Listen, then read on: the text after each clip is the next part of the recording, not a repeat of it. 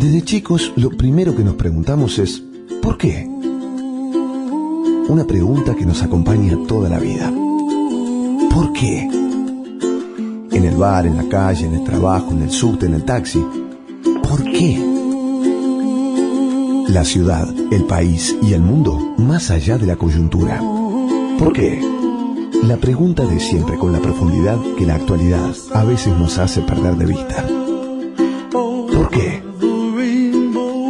Así de simple, así de profundo. Graciela Fernández Mejide se pregunta ¿por qué? El 1110.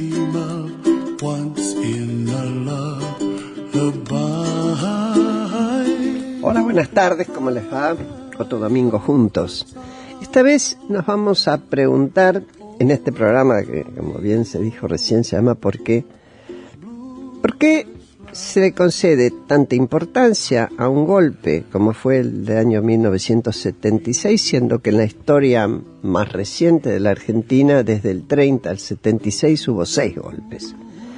Nada más y nada menos.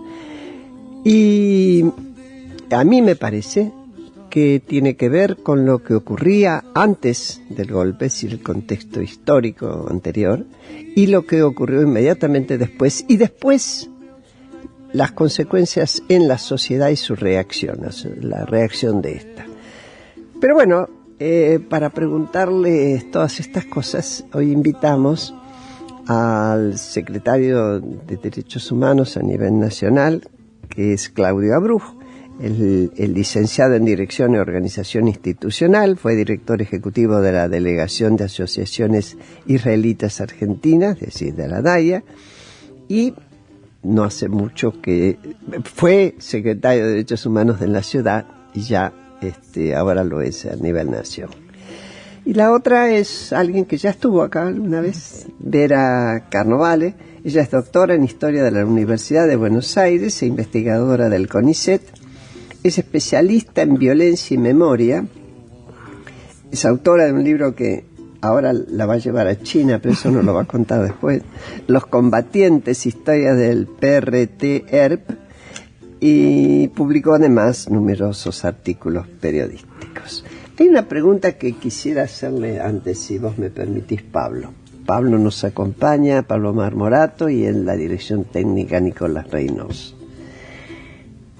¿Qué edad tenían ustedes, si es que habían nacido en tu caso, cuando se dio el golpe? Yo ese año cumplía 5. Y yo cumplía 16 años.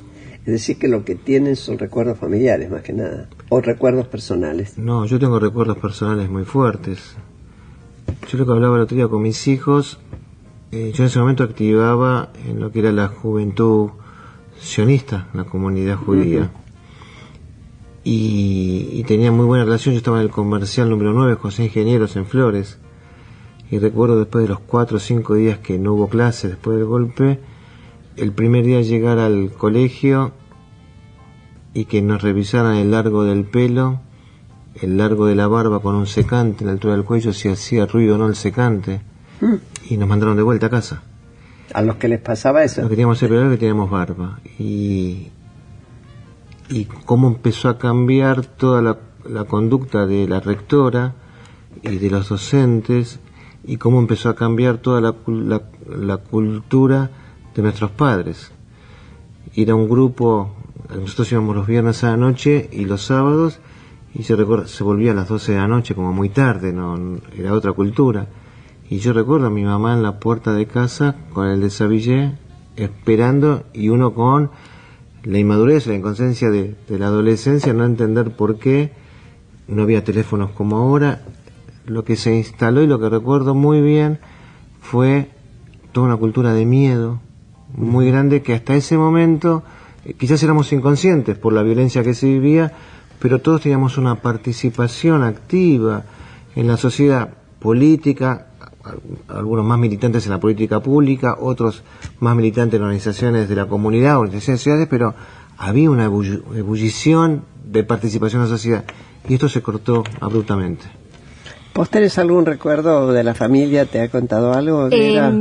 Recuerdos del golpe no, sí tengo recuerdos de mucha gente que pasaba por casa y que nosotras, mi hermana y yo, teníamos prohibido decirle a los demás o comentar en el colegio que pasaba esta gente, que en general para nosotros era muy divertido porque era gente joven que se quedaba todo el tiempo en casa. Mis padres no tenían militancia política, ellos eran siempre fueron comunistas, pero en el caso de mi mamá soviética además. Pero como mi papá siempre fue muy indisciplinado, nunca pudo cuadrar una militancia orgánica, pero a través de su trabajo como médicos en los hospitales tenían vinculación con algunos colegas o amigos, generalmente montoneros, que necesitaban estar guardados, como se decía en esa época. Uh-huh. Por supuesto, mi hermano y yo de esto no sabíamos nada, pero sí sabíamos que de eso no se hablaba. Que de eso no podíamos contarle a nadie que estaba el tío Angelito o Tito o quien fuera. Todos eran tíos. Todos eran tíos. Y después lo que sí, más recuerdos más fuertes, que cuando hacia la transición democrática, nosotros teníamos tan naturalizada la imagen del presidente con uniforme militar, que con mi hermana, me acuerdo, mirábamos la tele y mi hermana me decía que a Alfonsín nadie le iba a hacer caso si ganaba porque no tenía uniforme. Y ahí, digamos, cuando ahora con mentalidad de historiadora pienso en esas escenas, veo lo naturalizado que estaba para nosotros, y supongo que también para gente más grande, esta idea, la autoridad relacionada directamente con la insignia militar, ¿no? Sí, yo, completando el recuerdo, después tuve la oportunidad de viajar fuera del país y ahí tomar conocimiento de lo que estaba pasando. En Israel se hablaba de los campos de concentración y para mí era novedoso. Yo tenía 17 años y después el servicio militar.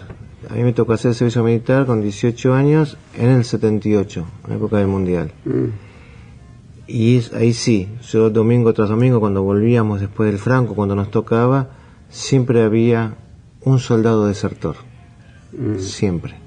Después la historia me fue contando qué es lo que pasaba y después yo pude recomponer mi historia, porque a mí me tocaba, yo lo hice en el batallón de caballería blindada 10 de Tablada, que después fue copado en la época de Alfonsín. Mi jefe directo era Horacio Rómulo Menéndez, sobrino de Benjamín Menéndez, y el comandante era el comandante Fleurkin, que está acusado de delitos de lesa humanidad.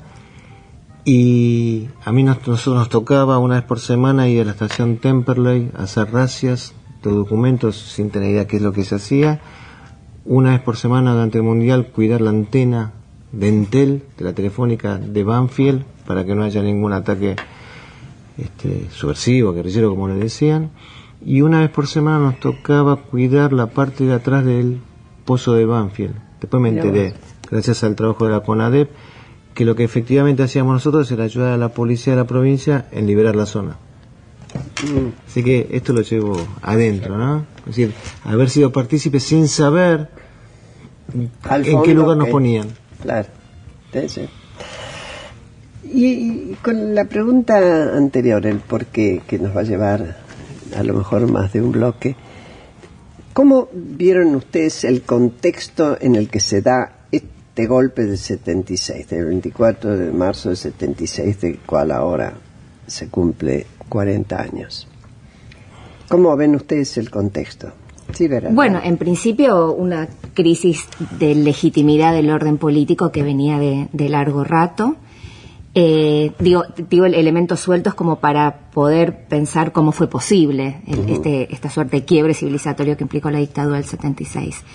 Yo pienso que ese es un elemento fundamental, la falta de credibilidad y legitimidad del régimen político. Por otro lado, una suerte de rebote y humor colectivo respecto de la simpatía con la violencia insurgente o la violencia revolucionaria. Lo que se llamó el reflujo. El reflujo uno podría decir, bueno, el movimiento de masas se acompañó hasta acá, luego se retira, pero además hay una, digamos, hay una memoria muy instalada que hace demasiado hincapié en la legitimidad que tenía la violencia guerrillera en amplísimos sectores. Y yo creo que esta es una idea que hay que revisar bastante. No estoy diciendo que no lo hubiera, estoy diciendo que si la hubo en menor medida de lo que se supone o de lo que se dice tan fácilmente. Creo que hace falta más estudios de caso para ver cómo impacta la violencia guerrillera en determinados movimientos de masas y en qué contextos, porque una cosa es la violencia guerrillera haciendo un acto de justicia tipo Robin Hoodiana en el 72 y otra cosa es cuando este enfrentamiento ideológico, político y militar llega a niveles de, por ejemplo, que trae complicaciones directamente en los movimientos de masas. Te doy un ejemplo, una huelga, un ejecutivo de la empresa secuestrado o ejecutado, ¿cómo impacta eso en las negociaciones, en el sindicato? ¿Cómo impacta en el movimiento de solidaridad que se hace con la huelga? Es decir, ¿cómo es visto por la gente? Entonces, yo creo que hay muchas acciones de las organizaciones armadas revolucionarias, sobre todo a partir del 74, que comienzan Yo lo pondría un chiquito antes, la muerte de Rucci. Por ejemplo. Y el ataque al Regimiento Azul. Bueno, ese es un punto de quiebre fundamental. Claro, cuando ya se había, y eso apenas fue electo Enero. Perón. Claro. El 73. No, el 73 es Sanidad. Y Azul es enero del 74. Así es. Y ese es un punto importantísimo. Pero porque esto cambia hasta no. La legislación. Lo de Rucci es en septiembre del 73.